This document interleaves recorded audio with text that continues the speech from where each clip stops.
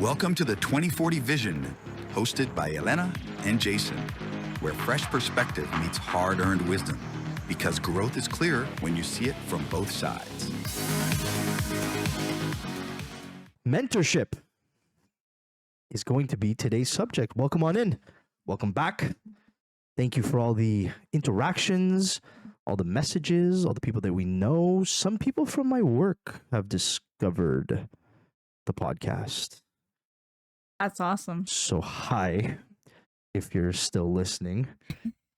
That one's a little bit of a weird one for me. I didn't expect like so early on, especially seeing as we talk about work a little bit here, but I don't think I say anything too bad. So No, we cropped those parts out. yeah, for sure. I'm kidding. If my boss is listening, you're never gonna hear what I actually said.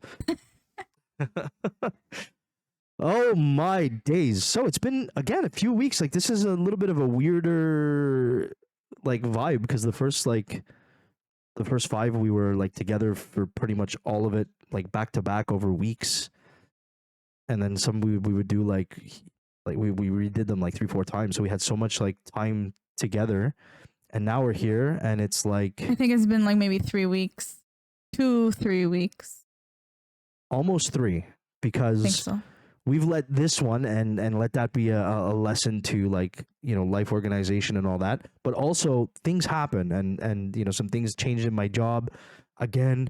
And so like my week was insanely heavy, and I think some stuff went through in your job as well. So things happen and you have to shift and you have to, you know, make concessions. And the concession that we made was that we're recording this literally the night before we're putting out the podcast. Right. Well, actually, so we were supposed to meet up, what was it, Monday. 2 days ago? No, Tuesday. And it's so funny because I was at work and I had a heck of a day at work. And I was telling my friends, I'm like, oh, I really want to just like text and say, hey, like, I can't, like, I'm not feeling it today. I'm going to be falling asleep.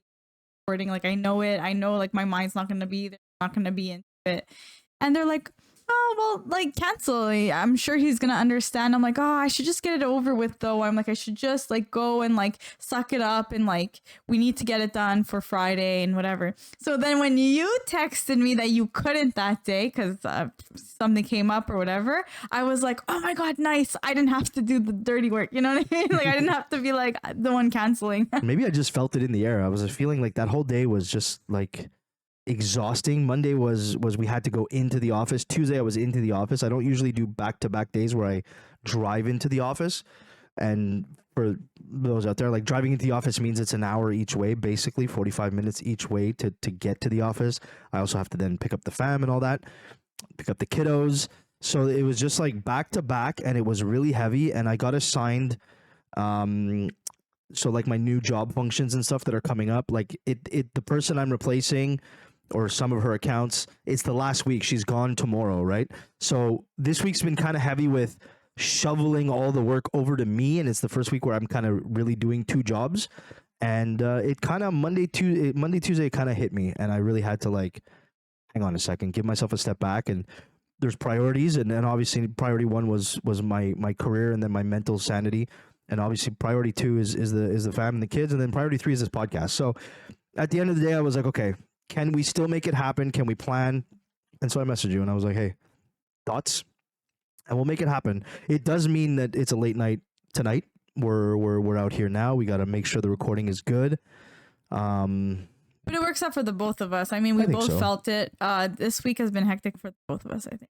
Yeah. I don't know what it is, what's happening. It's not even a full moon, so I couldn't tell you.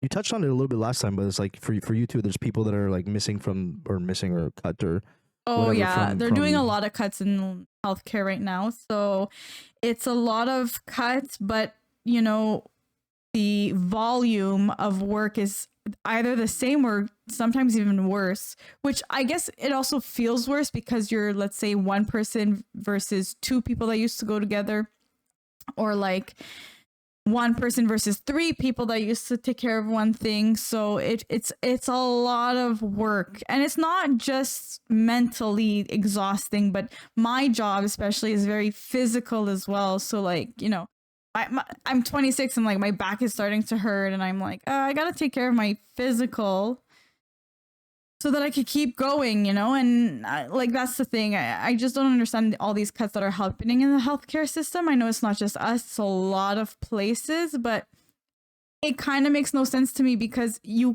I can't do 3 people's jobs by myself. It's not just mental, it's physical. So I don't know what's going to happen, but kind of there. Kind of like had enough. Yeah. And you're fit. Like you go to the gym and stuff like that. So I can only imagine if there's a person in your position that is more like me, I would be like dead on the floor with my tongue hitting the ground. That's wild. It's kind of the same thing with us. So I think the current economics and stuff like that, the current state of the world, Canadian and whatnot. We've lost some people too. There's some people that had to, get cut, and then there's some people that are kind of moving around. People are looking maybe for safer havens, or maybe they're feeling a little bit too much of the stress. Or what happens is when people leave and you put too much onto somebody, well, that next person is more likely to start thinking like, hey, if this is going to become a more permanent state, this might not be for me. And that has to be okay too. You have to be, true to you. We always say like things have to progress, but true to your values and true to how you want to progress within them. And if it's just not the place for you to be anymore, then it's not the place for you to be. And there's nothing wrong with taking that step back, maybe taking a sabbatical, leaving, searching out different and newer avenues for yourself. We talked about networking, and then that also kind of ties into mentorship. There's going to be a lot of like gray zones between networking and mentorship. And then networking, I think we were talking about how, don't make it too official. It's very casual. Mentoring and finding, especially like when we talk about finding your mentor and getting into that is like, it's like that little fine line between, okay, you go from networking, but you make it a little bit more official without being too corny and cheesy and weird. Want to be my mentor? Yeah, please help me. You don't want to seem desperate. B, it's you want to make it. You're still trying to find somebody you want to just like relate to, have casual conversation with, but can guide you at the same time. Like has a little bit more experience to get you. And a lot of like, okay, we'll start with that is like what we would look for in a mentor. Like, we'll talk about our experiences with mentoring, but like, I don't know if you've officially ever looked for one on purpose, but like when you think of a mentor, what comes to your mind? What would that person have that you seek out and in mentorship? What are you looking for? So I've never actually gone to someone and said, hey, like you're doing XYZ and I'm kind of looking in the same direction and want to get there. So like, how did you go about it? And kind of like compared and like made drafts of like what I would do. I haven't necessarily done that.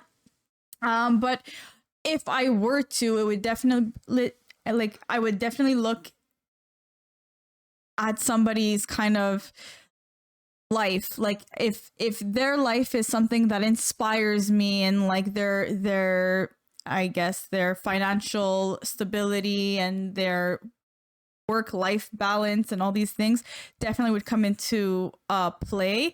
So if it's something that I'm like interested in or something that aligns with my values, that's when I would go ask questions like, how did you do this or whatnot? I haven't necessarily done it because kind of like what I was saying before is there's not really a ladder to climb in my field, but I have spoken to people because, with like you said, when you said, if this is more of a permanent situation, if this is going to keep going on, like don't be afraid to jump ship and change directions. And at first, when I came into this career, I was like, oh, I don't think I'm going to do that. I think I'm pretty safe here. But that's the problem. Like, I don't feel safe anymore. And I've kind of been reaching out on my own, not to people yet, but kind of looking around and being like, what else would I do if I did decide to jump ship? There's also that aspect of, oh, I'm 26, I'm getting old to change, which is just like a fear that isn't really realistic. But I've heard many people tell me that, oh, I was actually 26 when I decided to completely change my career path, and like now I'm making $1 million and whatever. And like I've been coming across even content where people are like, oh, I was in their late 20s, 30s, because I feel like that's around the age where you really start to kind of figure yourself out and know what you want out of your life and out of your job and out of, everything. And so that's when they make like the big drastic changes. And so I've been kind of trying to search more content and talk to more people who have made career changes, just to kind of be like how did you do it so like bravely almost, right? Like I have to change completely. Like what if I'm making less money? What if I don't like it? What if I regret it? What if, there's so many ifs, all that stuff. So yeah, definitely I haven't really had a mentor, you can say, career wise, but I am going to be definitely starting to ask questions to people based off of their career changes and like how maybe I could go about that eventually. So you hit two big ones. You hit values, and that word comes up I think almost every single episode we talk about. Very important to align with the same values-ish of what you're looking for, unless it's your values that you're trying to change. And then you hit the other one, which is experience. And obviously you're going to be looking for somebody who's lived or is living just before your stage the same experience that you're looking to live. So those are two big pillars that you have to that you definitely, I would say, you have to look for in mentorship. The big one for me that we have written down is emotional intelligence. You're looking for people that are very, very balanced and grounded, and their critical thinking IQ is super, super high, because these are people where you're going to open up and speak about your potential completely life-changing decisions. And you need somebody who has the emotional intelligence to be able to be grounded, to ask the right questions, to challenge you, not necessarily tell you what to do. And that's kind of like a foreshadow to one of the subjects a little bit later, but a mentor is not there to tell you what to do. A really good mentor, at least for me, and what I think a really good mentor should be for people, is somebody that will make you really think and search out the answer within, rather than just giving you the answer. Because I think, I don't know if it's a proverb or whatever, but give a man a fish, he'll eat for a day, teach a man to fish, he'll eat for a lifetime. I think being able to, and in 2025, it's give a person a fish, and they'll eat for a day. I think that's a big one. So somebody who's able to kind of show you along the way, and you need somebody who's got that high emotional intelligence and that IQ to be able to stay level-headed and ask the right questions, and so that you ask the right questions of yourself. So I think those are some pretty good pillars to just to fire up on. And how do you think, because you've never done it, so the approaching of somebody to become a mentor, you're starting to dabble. Have you ever thought of like even like at all how you would approach somebody and start doing that without making it kind of like awkward and weird? We talked about networking. We talked about getting involved with people. We talked about interacting with people of the same mind frame or whatever. You were talking about your fitness stuff, and maybe you go on Instagram, you start liking and interacting with the same style of fitness influencer that you're kind of in. Or we talked about your personal chef kind of thing that kind of came up on the last episode. Maybe you started liking that kind of content. I know you have, because you send me every TikTok that's about personal chefing. That woman you send me makes the best looking food. And she makes the job look like a ton of fun. Do you remember the account name? Yeah, I'll find it. Like, I'm pretty sure if I open my phone We're now. gonna shout out the account name. It's really, really cool. I didn't when Helena had mentioned last time, like, oh, I want to be a personal chef. It didn't like quite register what a personal chef looks like in our day and age. But this one has made it like she's not tied to one single person. She kind of has like multiple families or something. And She has I don't know 3 if that's clients, her I kitchen think. or the client's kitchen. No, it's the client. She has 3 different clients because if you look at her videos, she's in 3 different kind of places. Okay, because I've only seen the ones with the one kitchen, so I was like, oh, I wonder if this is her kitchen. But like, you know, she's there making, and then what she makes is like really high protein, high efficiency foods, because I guess organic that's what these and all these things. Because I guess that's what these That's clients the menu. are looking for. They're probably people that are looking to stay fit and all that, but they're just their lifestyle is just so busy they can't do it themselves.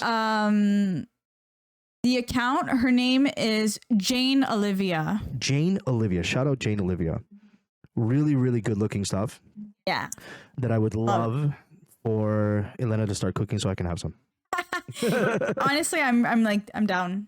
I've been sending even things to my sister. I'm like, oh, we should start doing this together, because I'm more of a cooker. My sister's more of a baker. I'm not so great at the baking stuff. She's pretty good. So we kind of like hand in hand, like, oh, I sent it to her, like, we should do this, or like, I'll make the food, you make the like dessert part of it. From siblings to stoves. No, I tried. Have you ever thought about if you ever came like across somebody like in IRL, like how you would go about it without kind of like making it weird for those out there that have never gone through it or thought about it or are looking to go find a mentor? So for me, how I've been living my life, especially more often now, I feel like honesty is the best policy. Like but don't like you said, don't make it too formal. Talk to somebody as if they're your friend or like an older sibling and that you can kind of like open up to. So say I was coming to you, for like, I'm gonna ask you questions on how to edit videos. I'm gonna ask you questions on how, like, your uploads and like how you interact with people on social media, things like this. Okay, I'd come up to you and be like, hey, I've watched some of your stuff and like I see that you're really good at, like, compliment, right? Like, you tell what you like about the person's work, obviously, right? Like, oh, you do this, no. I like the kind of content that you're posting. I like how I see that you're very familiar with certain platforms of like on editing things and like whatever. And I've been looking to edit some of my own stuff, but I'm kind of struggling with it. Like, can you show me some of the platforms that you're using, some of the stuff, like how you would use it or whatever? And then maybe you can be like, well, I use this. So, you know, you can do more research on it. Like you said, kind of like look at answers like within yourself, like admiring you, like the admiration you have for them without making it too like you're not flattering, you're not like just like giving them compliments to give them compliments. You actually admire the actual work that they're doing that you're interested in. Yeah, but also, like, how do I say this? Asking them for advice, but making it sound like you're not asking them for a favor. You know, like, oh, can you please show me how to, not really showing you how to do something. Like, I can show you all I want, but if you're not clicking with it, if you're not connecting with it, I can't show you more than that. Like, I can't make you fall in love with something. You have to want that in the from the get-go. So it's more like, how did you do it? Like, it's more seeking the answer from somebody else's kind of story. So like all these books that we read, all these, little story books and shows or whatever that teach us lessons, we didn't have to go through it in life. It's listening to somebody else's life, and then you take certain things that you like out of it, and then you're like, oh, maybe I could do that for myself. So I say honesty is the best policy. Hey, I'm kind of struggling with this. I see that you're doing really well in this. Can you like maybe talk a little bit about it so I can better understand where I'm trying to get with it. That's how I would kind of approach it. I like that. I think that's pretty on point. I'll like fluff up kind of like what you said is not directly asking them like, hey, can you show me this thing? It's more like along the lines, especially if this is, and we'll go over the difference of formal and informal. Obviously, we're talking about informal mentorship here. Hey, do you think you'd have a second to go grab a coffee? Give me 10 minutes. I'd love to speak to you about that thing you did on your Instagram channel last week and just kind of pick your brain on that. That's respectful of their time. It's admiring the work that they did that you're interested in. And it's a way to get the conversation going. It's not like, hey, do you mind building me a 6-course module to where we can sit down and you can train me for 17 hours so that I could become the same? No, that's not what mentoring is. It's really informal conversations. Again, and this is the informal version of mentorship, but it's really just informal conversations that start off really small, that start off little bits by little bits. And it could be with peers, it could be with professionals at your career, it could be with professionals at your aspired future careers, it could be with professionals at your aspired future position at your career. Like, just, hey, you got 10, and sometimes you don't even have to ask if they got 10 minutes. I gave the example of I was in line at work, and at my work there's multiple different departments within the same organization, and the president of one of our divisions was standing in front of me, and he kind of just gave me like a haphazard funny quip comment about what was going on with the line in the cafeteria. And I just took that opportunity to kind of like spark up a conversation and just kind of ask him about the state of things happening on their side of the division, given, the current atmosphere and political climates and all that. That's kind of like how it started. And now I've had 2 more conversations with that person, and we kind of recognize who we are. And the last 2 conversations have been slightly longer than the ones before. And so I don't think I could ever do anything on the energy side. He's not really, I wouldn't call him a mentor, but that's how it starts. That could be how it starts. Just a really like, hey, 2 people in line, quick chat, boom, boom, boom. We have a conversation, we walk away. The next time we see each other, you build on that. The next time you see the person, you build on that. It doesn't have to be the whole like going up, like writing a formal letter of asking permission to, it's really... But I like how you approached it too at the beginning when you're like, hey, can we grab a coffee? I wanted to talk to you about blah, blah, blah. You're already telling them where the conversation is going. You're not kind of like dragging it and then asking for that favor of show me, tell me everything, please. Oh my God. Like, you're very much respecting their time. Like you said, like asking a moment for them to take a moment out of their day to speak to you on something that you're very interested in. And so they know where the conversation is going. They know already the important pointers to talk to you about, rather than, like you said, dragging it on and taking too much time on like a little topic that,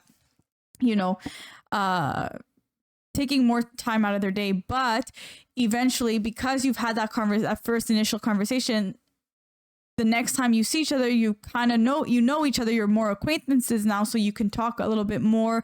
And then they'll even ask you like, hey, how's that thing going? And then, through your conversation, more things arise, more like detailed things start happening. And then you can be like, oh, finally I ended up here, or I started doing this. And then, and then. I'll give you another one. And it's one that we all do, I would think, semi-often, especially on like subjects that some people do it on more like really like casual subjects, fantasy subjects, if you will, or fiction subjects. I never understand the difference between fiction and nonfiction. I always get lost in that one. Fiction is the one that's made up. Yeah. Thank you. So somebody that you really know and respect and in the field or whatever, say we're into this growth and growing and kind of type mindset. And I have a few people that I know that I worked with back in the day when I was in retail. They've kind of grown to be, or she's kind of grown to be a queen in the space. I'll ask them for, I'll be like, hey, saw that you went to X seminar about this, blah, blah, blah, blah. Give me your favorite book or your favorite article that you discovered at that seminar. And they will. And then you'll read it. And then you have something to come back around and be like, yo, I read the book. I have questions. Like, it's so good. You want to go grab a coffee? You want to, you want to take 10 minutes to just like to talk about it. You loved it so much. I want to know if we have the same kind of, and then it begins, right? So just asking for like, you don't even have to ask for their time. Just ask for like something that takes 10 seconds. Give me your favorite book recommendation. And you go off, actually read the book. Don't chat GPT the PDF version. Read the book, get some notes on it, and then go back and try and grab a conversation about said book. And then that'll show two things. That'll show the person, oh, they're serious. Like they're if they went and read it, my time might be worth, because, and we'll talk about that, becoming a mentor in a little bit, but the becoming a mentor is also very satisfying for some people.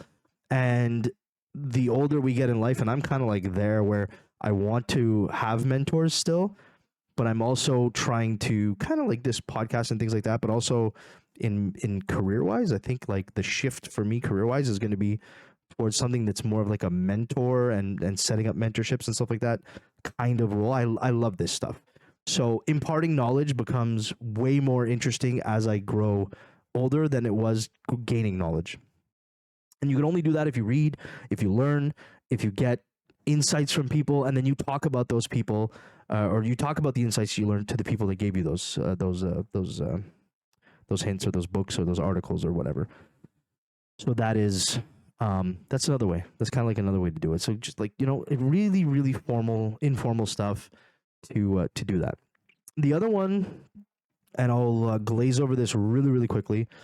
And it's not something that you've had any kind of experience with, but it's formal mentorship. So when we talk about mentorship, there is two kinds of mentorship. There's formal and there's informal mentorship. I think what we're going to stay heavy on is informal mentorship.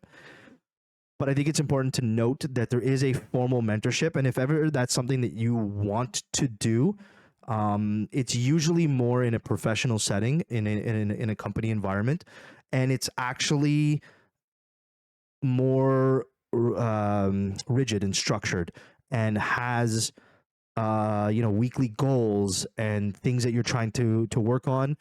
And it'll usually be something that your HR department or your manager or whoever's in charge of personnel growth in the company will set up. So they'll kind of set you up, and usually it's like intercompany or intra company or inter company. So like it could be like when I did it with one of my companies, I was paired with and I think I mentioned this before. I was paired with somebody who we still kind of connect and still on LinkedIn, but she didn't work for the company I worked in. But that company said, okay, no problem. Give an hour a week, and we would have a structured environment, and I would sit down and have a call. And my goal there and her goal there was for me to kind of like learn to get to the next level. So we're looking to become like VPs and executives, and that's what she was. So I was kind of going like, hey, what's your day-to-day look like? Hey, how do you approach this kind of thing? And then I would go out and I kind of like homework that and workshop that throughout the week, and then we would come back and talk about it the next week. So there is formal kinds of mentorship programs. And then I was assigned, a junior. As a senior executive person, I was a account executive. I was assigned like a junior account executive, and they did the same thing with me. So I had my 1 hour chat with them where we would come up with, and I gave them books that I read coming up, and it's so there is the formal kind of mentorship that I would encourage. Almost every single company should have a program like this, and very few and far between. Of all the companies I've ever been part of, only one of them ever did it. And even the one I'm in now, which is a very, very large company, it's something that I've begun to talk about now, and that I think I would like to pilot as a project and kind of like utilize this. Did you hear that? Is there a ghost? I heard words, whispers. I see dead people. I thought it was Felicia. Maybe. Wonder how much of this will cut out, or if I'll leave it in. We'll see.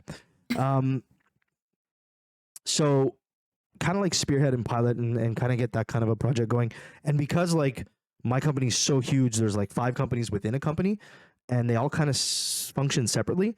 We could do that like intra where like you get a mentor from let's say the this division to kind of do the mentorship program with somebody from that division. And now you're not only learning the job, but you're also learning different sectors of the same company, and that keeps your people fresh. And like, hey, if something opens up over there, they kind of have an idea of what's going on with that division and on that side of the company. So really, really cool. And I would encourage people to like, seek that out through their employers. I think more employers would be interested in doing it. I just think it takes a little bit of pushing because it's not usually something at the forefront, and I think that's a big miss by a lot of companies. So formal versus kind of informal.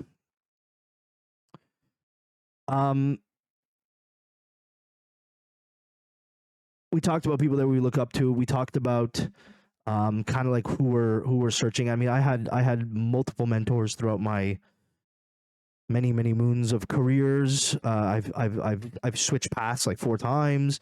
I've started businesses. I've closed businesses. It's mentors always come out of like the blue, and I would say sometimes you don't even realize you have the mentor until you think back and you go, oh man, that person really showed me a lot, because it was not structured as a mentorship, it was structured as training or whatever. So like it's I really enjoy the learning and all that from people, but I also enjoy the kind of transition in my age to becoming a mentor. And I still think at your age, you're still very much in the infancy stage of seeking mentorship and wanting to soak in knowledge and learning, which is great. But I still think at your age, you're also ready to kind of like transition, because we started this podcast, right? You're kind of ready to transition and start being a mentor, if not to people in the career stage, but personally. We talked about your younger siblings. Yes. Like, so my siblings, I do see that I do have an influence on their decision making, for sure. They even, like, it's as simple as, oh, I'm applying to college. How did you do it? What should I, like, if you can do it all over again, what would you have chosen? Even advice on what kind of career to choose, or like, how would you go about it? Even friend advice, just things like that. Like, I don't know. I guess I'm a mentor to my sisters. I don't really see it that way. For me, I'm just like, oh, I'm just the eldest. So they come to me for, like, I'm the older best friend that kind of has seen more, and it's kind of not mom's advice. I don't know why nobody really takes the parents too seriously when it comes to like advice and things. It's very like, oh yeah, it's a biased kind of point of view.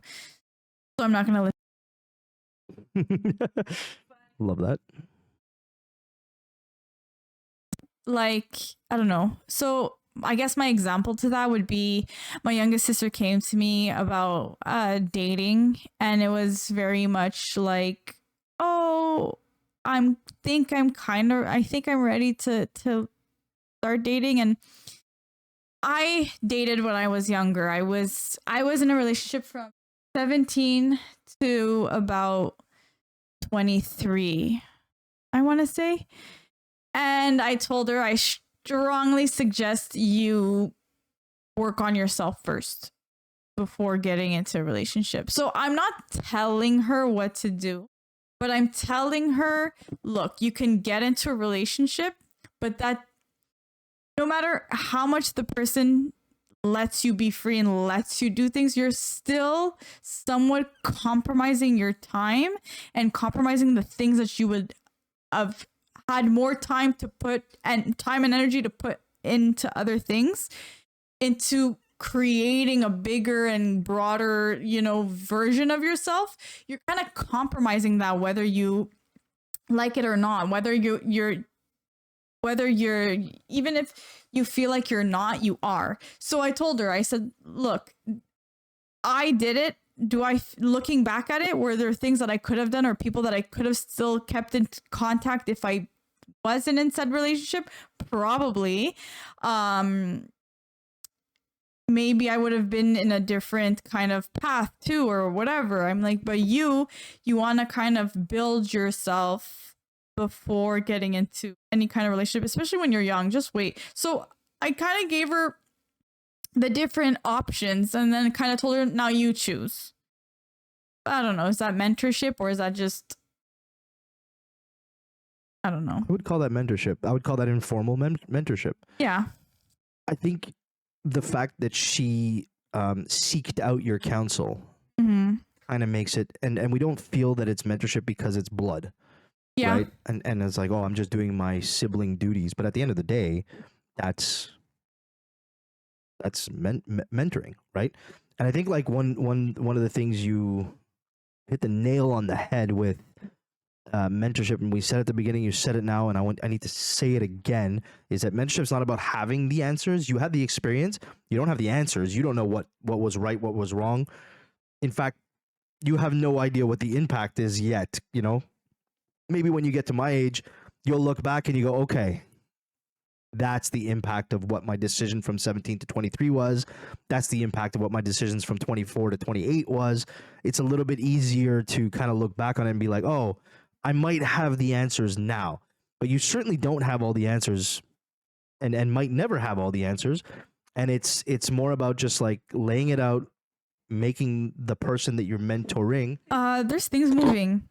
Things are moving. I even heard like a little click over there. Scared. We're let's gonna go TikTok famous. I think it was probably this clicking the whole time. We're gonna put it back up. There might be the ghost of a professional golfer letting me know I will never make it to the PGA. Because I was telling myself, I'm like, if I think what clicked is I think the bag was against. I have like the cable that runs for the networking all the way into here, and the bag is against the cable, and I see like it's nailed on the wall. I'm scared. I think it unnailed. I literally told myself, I'm like, if something falls or moves, there's a ghost. Because we heard the same thing that we heard before. Then as I was talking, felt too close to be like, yeah, like far away, right? Like you heard the whisper. And then I heard a click, like a metal click. And then this bag moved, and now I'm scared. Now. If we're going down together. So I'm not gonna lie. I've lost the train of thought. We might have to take a break, clean our shorts out. I guess this is our first special guest. Yeah, we said we wanted to wait for episode 26 or whatever it is to have guests on. Anything to say? No, that they're outside. Okay, you guys didn't hear that, but somebody laughed. Okay. that was odd timing. That was just the most odd timing possible. Okay. Nope. I don't believe in paranormal. This might make me change my mind. I have no idea what we were talking about. It's kind of odd that I cannot think back. That short-term memory is going at 40. Let me tell you, doesn't have all the answers. Decisions. Yeah, it doesn't have all the answers. You're not there to make the decisions for them. You're not there to speak on that. You're there to have a great time sharing the experiences and decisions that you made, which gives that person something that they can think about, take home, kind of chew on it, maybe come back and have a secondary conversation. But you're not there to go, you will not date at your age, Missy Pooh. That's not going to happen. And I say that as a father that will say to my daughter, you will not date at your age, Missy Pooh.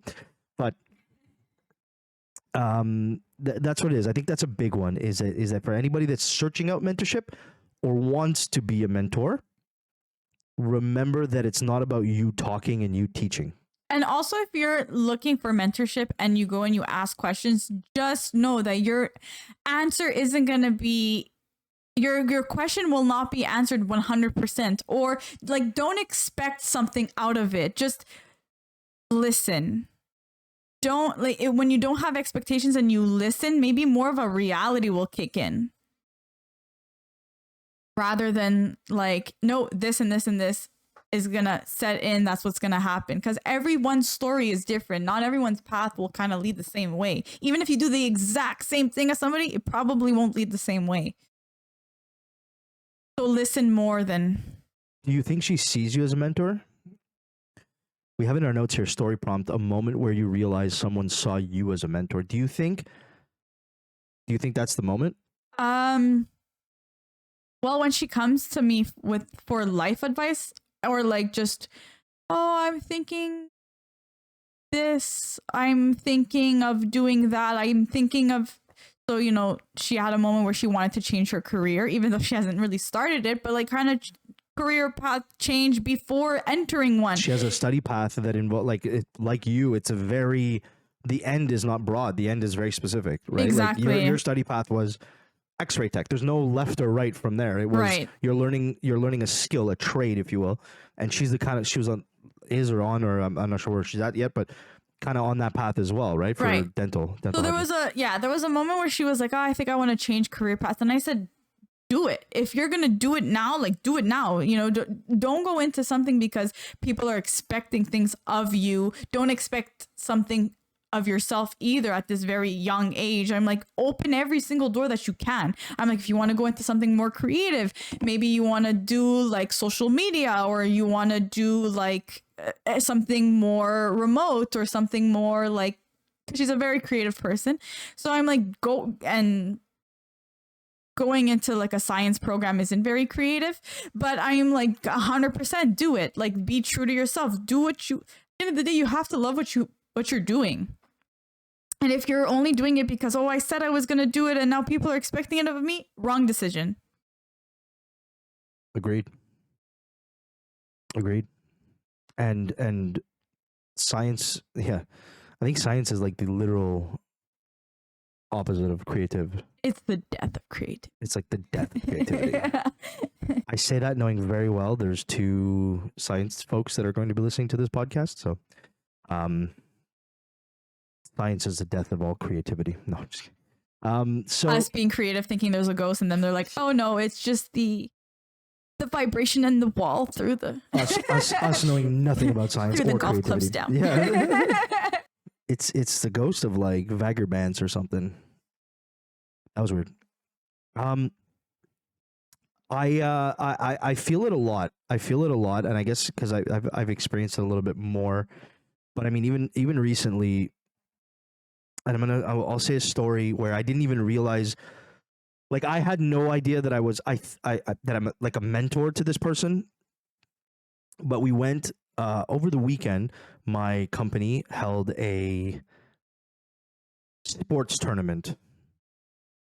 As to not like be able to niche down too far. Like, you can easily Google search in this guy's area what company had a tournament.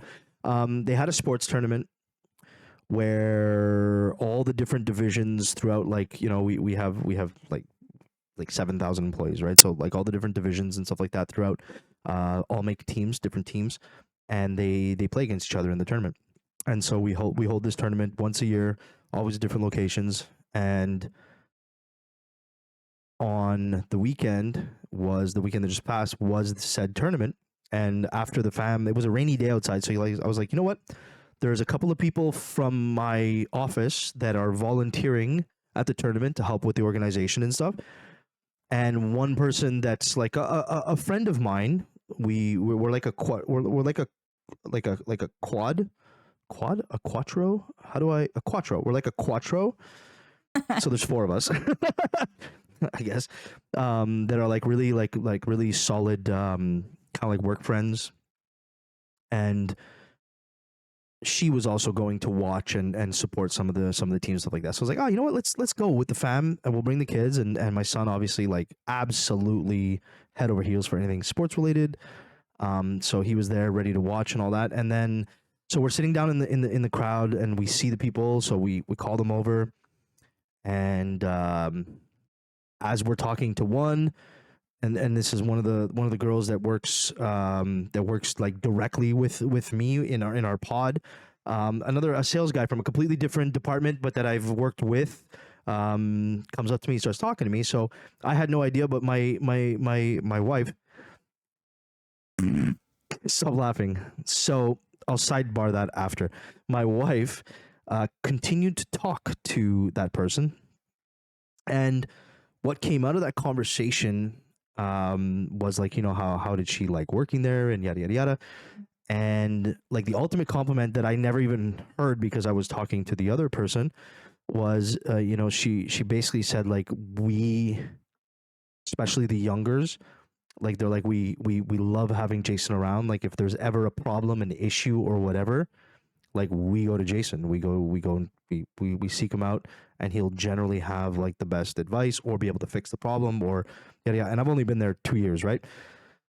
So that's when it kind of clicked to me that like, oh, unofficially I've been kind of sidebar mentoring these younger kids in their journey in their first corporate role. They're not much younger than you, and if or like 22 to 24ish, so they're really not that much younger than you. They're either just finished university or finishing up. They're in student internships and stuff. But that's when I kind of realized like, oh, I didn't realize I was doing it still, but I am. I'm like either a resource or the word mentor or whatever comes out. And I know some of them are going to be listening to this podcast, so hello. But yeah, like that's when I realized now, like, oh, when I go in there every day, like I kind of gotta, make sure that I'm keeping that up. If it's something that they're seeking out and I didn't even realize they were seeking it out, they were just doing it, which I assumed was just part of the everyday work process. But the more I think about it, it's like, oh yeah, like we work together in the same pod, but we don't like have the same projects together necessarily. Sometimes we do, but they do come in and chat every once in a while. And sometimes it's just like an informal chat and we talk about, life in general and yada. It doesn't have to be professional. So I kind of realized there that I was kind of stepping up to that mentorship. I mean, now that you ladder. mentioned that part, I do remember too that when I was teaching dance, I had a lot of the students ask me about questions about things like that. Like I forgot. Isn't that wild? Yeah, but like they, I would always start with everyone like sitting together. I would talk them through like, okay, this is what we're gonna do. But I would also take a moment before starting anything. How was your day? And I would talk to them about my day, what I went through, or what, like, as I was in at the moment when I was teaching dance. So like, oh, I'm learning this crazy thing, blah blah blah. Like, oh, what are you going into? And I told them what I was going into. Then eventually, after months of doing that, I had some students come up to me and be like, want to go into something too, like, do you have any? And people would ask me questions and I was like, oh, I guess this is kind of cool. Like I'm kind of because I wasn't much older than them at that moment. I think I was like 19, 20, and then they were high school, so really not that much younger than me. So I was kind of like, oh cool, like I'm kind of like an older sibling to all these kids too. But yeah, I guess you could call that mentoring as well. So that's kind of cool. Life mentoring. Yeah. Doesn't have to be career focused. Yeah, right? It's true. Life mentoring, what your little sister is doing, they were doing too, because they see in you that trust factor, that values factor. You were all dancers, and they decided like, hey, she's somebody we want to seek out, and they probably didn't even know what they were doing, which is unofficially seeking out a mentor, but they were doing it. So if you look around and you pay a little bit more attention, you'll see that there's a lot more opportunities for mentorship. There's a lot more mentorship going on than we realize, and that, hey, maybe if we frame it a little bit better, and you kind of like, now that I'm aware of the possibility that I'm like mentor, I can maybe shift to being a little bit better of a mentor and make it more fruitful for them.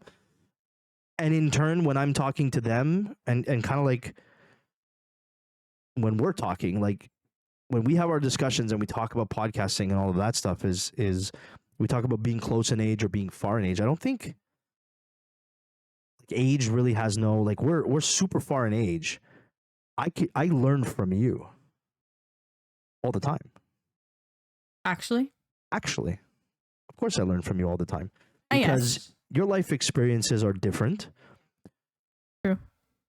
I'm also I'm always asking you questions about like kind of your field and yada yada and like how, and that lets me learn like, oh, how do people in that field think? And if ever I want to start, sidebar, if ever I want to start like a consulting firm or something like that on this kind of thing, I can go, okay, I've spoken to somebody in the medical field, I've spoken to somebody in this field. I'm constantly learning. Where you talk about your dance, you talk about your fitness, and that's something that I'm going to continue to poke you on because I need to get better at that, and you have that. I don't have that. So just because I'm 40 and lived all this life, and you're 26 and lived this much life, doesn't mean I can't learn from that, and vice versa. Honestly, it's true because I do have older friends as well, and we're like, I've gone through certain things that they're kind of going through now, which is funny because it's like they would think that they have gone through it as well, but that's what I mean by everyone's life is not a race, because you're not going to go through things at this age and then this is going to happen at that age. Like anything can happen, and at any age, like maybe you'll have your first heartbreak at 16, maybe you'll have it at 27. Like you don't know what's going to happen, and so like there is a moment where, I've had one of my friends be like, hey, I know you went through this, like, tell me about it. And I'm like, wow, that's kind of cool. Because then I can ask them about other stuff too. So you're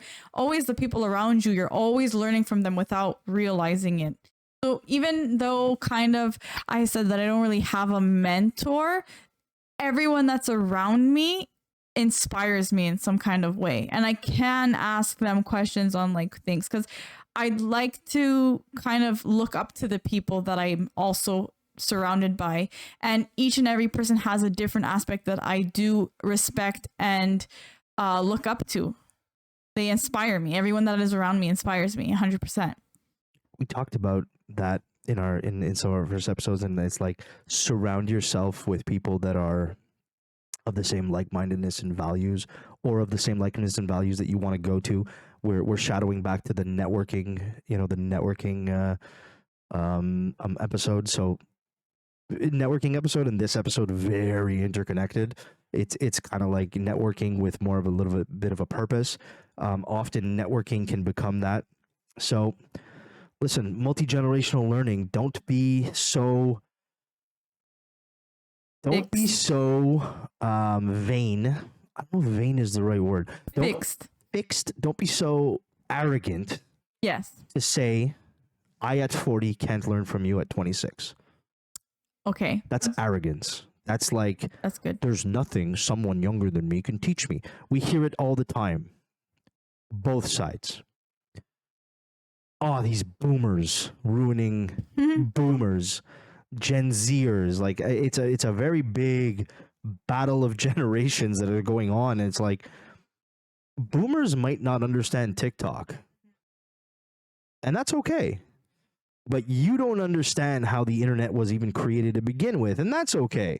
And if you learned a little bit of that, and they learned, like I feel at my age, through interactions on social media especially, I've kind of like learned to stay young. My wife would say immature. I've learned to stay kind of like young. Like you've kind of kept me a little bit more hip to the, and I defer like anything social media wise or anything we do like trend wise is going to be through her, not through me.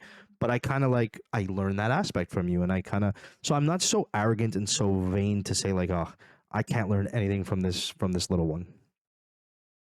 I think a lot of people can benefit from that mindset. And again, anchor, fixed mindset versus growth mindset. The fixed mindset will say, hey, I can't learn anything from you. You're a waste of my time. The growth mindset will say, I can probably learn a little bit from you, and that little bit that I'll learn will be so valuable to me. So let's have a conversation. Actually, that reminds me of a little interview that Chef Gordon Ramsay had. I don't remember what kind of an interview, but they had asked him, he has two shows, MasterChef with all adults, and then one where all the contestants are children. The kids one, yeah. The kids one. So he's so different with the two, though, right? Too like it's two different Gordon Ramsays. of course. But they had asked him which one out of the two do you prefer actually like teaching, more of the adults or more of the children? And he goes, I prefer teaching the children, and only because the children kind of look at you as like, oh yeah, like you're teaching me something, like, and they almost absorb everything, right? Like that you're telling them because they trust you 100%. Whereas the adults kind of have that resistance and they're like, oh, well, I've been doing this for so long. Who are you to tell me to change it now? And it's Gordon like, Ramsay. to the pinnacle of the profession, right? Yes. Or one of the pinnacles of the profession. Exactly. That arrogance of I've done, did, and you can't show me or do anything to me. It's an incredible mind frame that I have a hard time like getting behind. It reminds me of, and it doesn't necessarily have to do with mentorship. And I think we'll go into our tools and tips right after this one. But it reminds me of, instead of think of like, who would you rather have a conversation with? Someone who's incredibly lazy and will always find the shortcuts in life, or somebody who's like so stuck in their ways and professional, and is might be really good at getting the solution done, but they go by the book and don't deviate. If I gave you that option as a professional, or you could hire these people, lazy, cuts corners, or the uber professional who never cuts corners and goes by the book and does everything, who would you say you'd rather hire or have a conversation with? Well, the person who's stuck in their ways, you can't really get very far with them. But they do the job 100%. They know exactly how to do the job you want them to do. Yeah, but isn't there a thing where like, oh, the lazy person's gonna find ways to get there anyway? This comes from Bill Gates. Right. Okay, Microsoft. And I'm pretty sure it's been a long time since I've heard this thing, but he and people of those kind of things that like they would rather hire or sit down with that person because they're going to show me the most efficient ways of doing things. I'm going to learn so much more from that person because they don't want to do the work, but they're going to find all the ways to get it done. Absolutely. With the least amount of energy. There's value in everyone and everything, and that doesn't really have to do with mentorship, but it's just a funny paradigm that when I hear that story is like he would rather hire the lazier worker who's still going to get the job done, obviously, but they're always going to show you the most efficient or find shortcuts or find quick ways of doing things, and then you can implement that and teach everybody to do the same job in half the rate. Obviously, you don't want to give up on the quality. Story for another episode, but it's just funny how people will look at certain types of people and go, you can teach me nothing. But I see that with some of the people that I work with.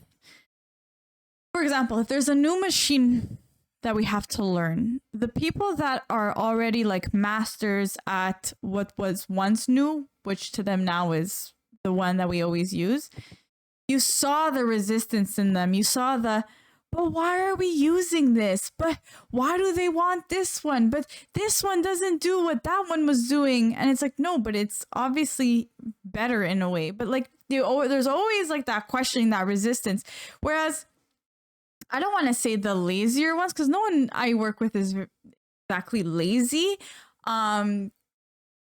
But the people that are more, I guess, open-minded or whatever, they're like, no, this one's fucking great. This one, look at this. You can save the positioning. So all you have to do is click this button. It gets you there, and then click that button. Whereas before you would have to manually move it. They're like, no, this is great. You just do everything by a button. And everyone's like, oh, but I'm scared to hit something. And then there's always like that. So yeah, that's a very it's funny you say that. So that's a very well-known phenomenon in anything human related when it comes to change. Humans resist change. And what that says to me, has nothing to do with this episode, but what that says to me as somebody who's like very good at that kind of stuff, that says to me that whoever was in charge of the project to bring on new machines did not have their change management section done properly. So that in professional world, that's called change management. And that means that you've put together a system and a way of communicating the changes and all that to where you can reduce the amount of pushback on the change. That's actually an entire section, an entire professional approach on how to do that. That tells me that they just kind of sat the machine there and said, hey, new, better, use. Okay. And you didn't do your change management side, and you didn't go to these people and you didn't say, hey, here's what's coming. Okay, we'll get into a little bit. Here's what's coming. What do you think about this? In your opinion, what did you like about the old machine? What did you hate about the old machine? Oh, you hated those things about the old machine. Great. We're thinking of, the decision's already made. We're thinking of bringing up a new machine that does these kinds of things. Right. How do you think that would, what do you think? Hey, we need you and your expertise on the old machine. We kind of need you to learn the new one a little bit faster so you can teach the younger ones. Show them how good the old one was and why the new one does that, but also show them kind of like, oh, here's the better things that it does. We need your help to implement that. If somebody sat with these people and did that kind of I guarantee you they wouldn't be as stubborn as they are. It's and that's true. just poor change management. That's all that is. That's true. Yeah. So, see, that's the stuff that I really like. And that's kind of like where I want to, like, my career is veering towards those kinds of things. That's Okay. like when I talked about Lean Six Sigma. Lean Six Sigma is like completely uphielding somebody's process from A to Z, looking at it, leaning it out, ripping away all the processes that are not directly, the word is not coming to me right now, but basically you're ripping out all the processes that add no value to the end for the client. So like if I'm selling a mouse, 2 different mice, the client's not going to care for some of the more intricate things like, oh yeah, but we took 3 guys to put the mouse together and yeah, but is the quality the same at the end? Yeah, so why am I paying more because you decided to take 3 guys to do the same job? Or, oh yeah, we use the super high end Xeno 5000 whatever tool to input the mouse wheel into the thing. Okay, what does that change? Absolutely nothing. We just wanted the best machine in our system, and we use the best machine in our system, and because of that, we're charging you $100 more for our mouse. Well, that step adds no value to me. So, and that's just probably a really poor example of it, but that's what it is. So you go through all of that. So when you're doing that, and you have people that have been doing that job and that process and all that for years, sometimes where you're in manufacturing, you're in industry, you're blue collar people, you're with people that are part of syndicats in French. I'm coming with a French word. What's the English word? I use it. I know. Like union? Unions. So you're coming up with people that have been in unions. So union change is even harder. So you come into this and you're trying to tell these people there's a new way to do their job. That's where change management comes into play. Change management. And I know there's somebody out there that's listening to this podcast that's going to maybe resonate with this a little bit.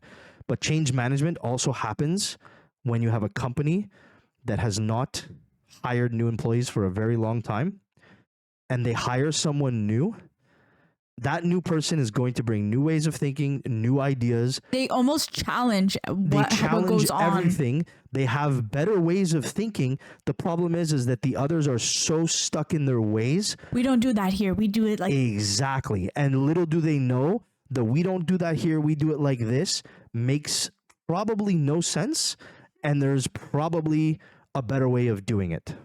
It kind of reminds me of me when I started a job somewhere and they're like, oh, it was something so little and dumb. It was like, we usually plug this in here, and then when you do a certain kind of imaging, it brings it over right away. I noticed that it doesn't. So I would unplug it, do the spin, and then plug it later so that it connects afterwards, and then I kind of forcefully put it through. Or no, the other way around. I think I had it plugged in and I kept it there instead of unplugging and plugging like over and over. And I was kind of like told like, no, that's not what we do. We have to unplug it and then plug it. I'm like, there's literally no difference. If I just keep it plugged in and forcefully put it through anyway, it's the same thing. I just don't have to keep plugging it and unplugging it. Something so little, but just to show like that little change, even that is like, no, we don't do that here. So you just gave the perfect example of what I was talking about in Lean Six Sigma, is steps that create no value at the end. Yeah. The end value for you is your image is out. Yeah. Why am I unplugging and replugging? If I multiply the amount of time you took to plug and unplug and plug and unplug and unplug at the end of a year, maybe it'd be 5 hours, let's say. But if I could cut 5 hours in the process and the step, I can use you for 5 hours doing something else more efficient. Yeah. By cutting a person in the department and removing these mundane tasks to the other people, well, those other people won't really feel the weight of somebody not being there because we've become more efficient at it. That's what Lean Six Sigma is. It's not meant to remove jobs. However, it's meant to better the process so that people can be utilized doing more efficient things that matter more and provide value. That, my friends, is completely and utterly has nothing to do with mentorship. It's a business lesson. I don't even know if we're talking about that in the future. I have no idea. Like it came about, and hey, we roll with the punches on this one. But it's definitely a cool lesson. And if we are not talking about it, and it's something you guys want to hear us talk about, you know, the link below gives you a link to all of our socials and all of our stuff. Get with us somewhere. There's an email link there too, which I've been told works now. There's one of our viewers that emailed us and said our material was life-changing. Thank you to my wife. So that if that's... we have to talk about that. We have to talk about why I laughed. Very quickly. Because I laughed again when you said my wife. And it won't make sense. If you were listening closely in the last podcast, and it's become an inside joke. I always bring it up. Everybody makes fun of me for it now. I uttered the words in the last podcast. I uttered the words my current wife. I uttered the words my current wife. And it was in the context of we were speaking about a story for when she was not my wife. She was my girlfriend back then. And what I should have said was my now wife instead of my current wife. So the reason why we keep laughing when I mentioned wife is because I've been being made fun of for the last 2 weeks now. I'm holding back saying you mean your current wife. Yeah, everybody, anytime I say wife anything, everybody will clap back with you mean your current wife. And my wife especially was like, we were listening to the podcast while we were doing some cleaning one weekend, and she like literally stopped and she said, "Did you just say current wife?" And I was like, uh-oh. And I knew what I meant in my head. So fellas, my now wife, don't say current. Current has a whole new meaning. Current has meanings that we just don't want to get into. So that's the reason I did say I would sidebar to that. I think we sidebarred like way too much.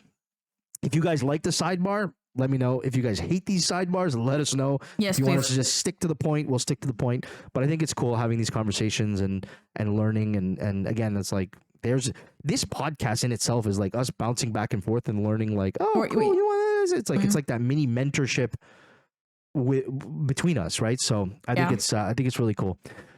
We go into what we do every single week is little tools and tips for growth, things that we have written down.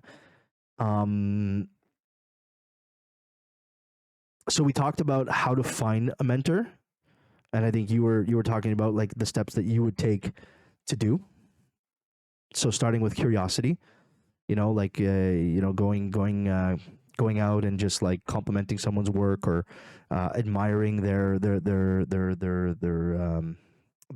content or admiring the way they did a certain thing. If it's within your job, hey, you did that really, really good. Do you think you can take 10 minutes to whatever? And always remember, the time factor. They're not getting paid to be your mentor. They didn't sign up necessarily to be a mentor ever in life. Nobody says, hey, today I'm going to be a mentor. Nobody really does that. So you have to make sure that you're being respectful of their time. If they don't have the time, ask for an article or book that you can go back and read, and then maybe come back again the next time and have a conversation about that book or that article. We talked about some super important points if you're going to become a mentor. That was my tummy. Did you hear that? Listen more than you talk. You're not there to give answers. You don't have all the answers. You're the one asking for answers. You want to ask questions so that they ask questions of themselves. You want to share your experiences, like you were saying. Here's what I did in my early dating years. Here's the good things. Here's the bad things. You choose. It is. Yeah.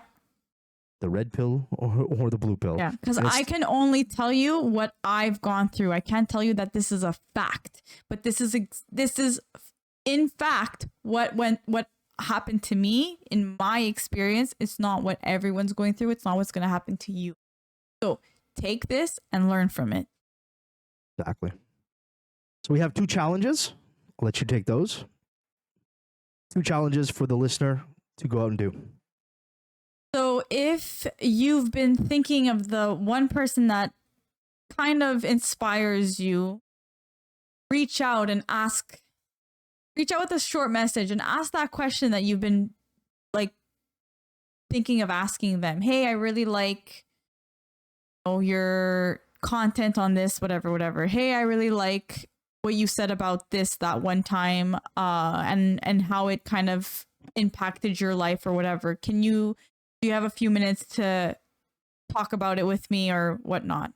So really just a short message, a short, question, on asking someone for guidance, asking someone for some advice, just so that you can navigate through whatever it is that you're going through. Because we all have that kind of one person that we do look up to, and it's kind of like a anonymous thing. But why not make it a reality and reach out and ask, like, what's the worst that can happen? Yep. And then we talked about in our earlier episodes, like journaling and writing things down and taking a step back to like kind of think and realize what's going on. So you could do like a nice journaling reflection here and go like kind of sit down and be like, hey, who has shaped my growth? Who's shaping my growth? Who am I, like, who could be potentially like mentoring me and I don't even realize I'm in that kind of a relationship right now? And then vice versa. We just talked about how I had no idea that some of the younger workers were coming in and asking and asking me these questions and coming to me for guidance. I didn't even click that, oh, that's kind of like a mentor-mentee relationship going on. So write that down and see if you can kind of mold that and take that a step further. And let us know how it goes. I think you'll be pleasantly surprised, and I think learning from people, sharing experiences, and keep an open mind. Don't expect things. Don't expect answers at 100%. Don't expect, facts, but more learning stories. Yeah. Oh? Yeah, I agree. And have fun doing it. Yeah. And we'll see you next time on the next one. Bye-bye.